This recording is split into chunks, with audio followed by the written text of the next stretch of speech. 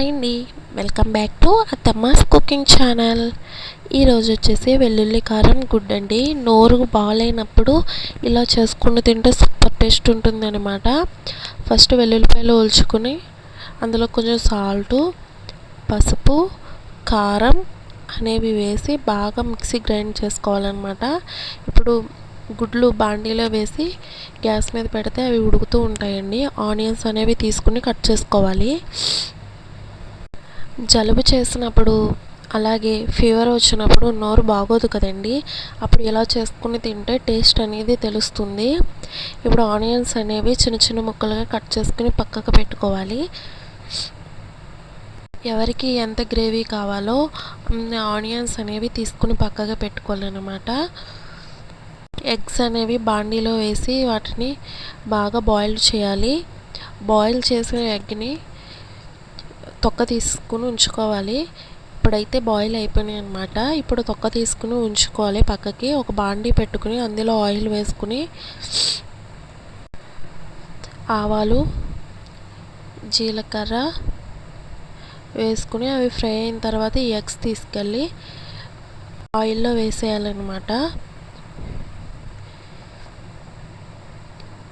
ఇవి ఫస్ట్ ఆయిల్లో వేసి బాగా ఫ్రై చేసుకోవాలి. కొంచెం పసుపు అనేది వేయాలి. ఇలా ఫ్రై చేసుకున్న వాటిని మళ్ళీ పక్కకు తీసుకోవాలి. ఇక్కడ పసుపుతో పాటు సాల్ట్ కూడా వేసుకోవాలి.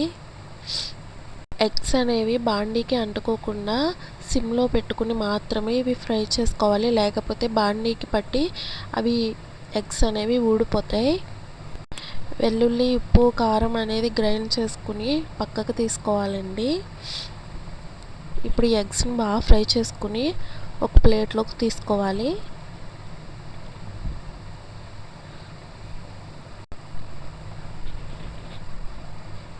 ఇలా ఒక ప్లేట్లోకి తీసుకున్న తర్వాత అదే ఆయిల్లో ఆనియన్స్ అనేవి వేయాలి. ఆనియన్స్, కరివేపాకు వేసుకోవాలి.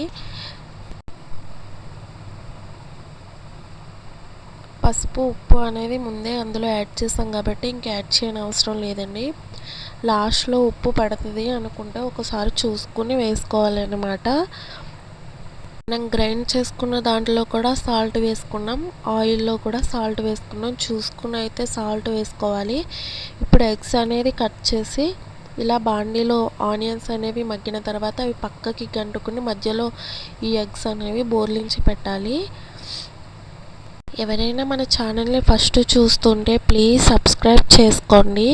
అలాగే పక్కనే ఉన్న బెల్ సింబల్ని క్లిక్ చేయండి. నేను పెట్టే ప్రతి వీడియో మీకు నోటిఫికేషన్ కింద వస్తుంది.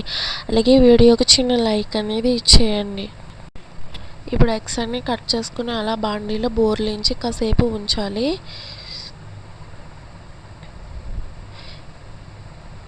చూడండి బాగా మగ్గుతున్నాయి కదా.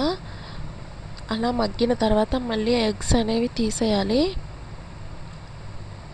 ఎగ్స్ అనేవి తీసేసుకుని వెల్లుల్లి కారం అనేది వేసేయాలి. మనం గ్రైండ్ చేసుకున్న వెల్లుల్లి కారం వేసుకుని బాగా ఫ్రై చేసుకోవాలి.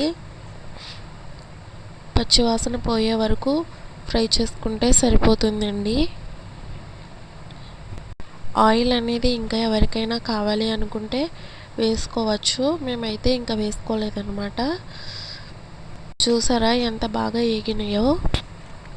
వీటిని మళ్ళీ వెల్లుల్లి కారం వేసిన తర్వాత ఉల్లిపాయల్లో అనేది బోర్లించి పెట్టేయాలండి.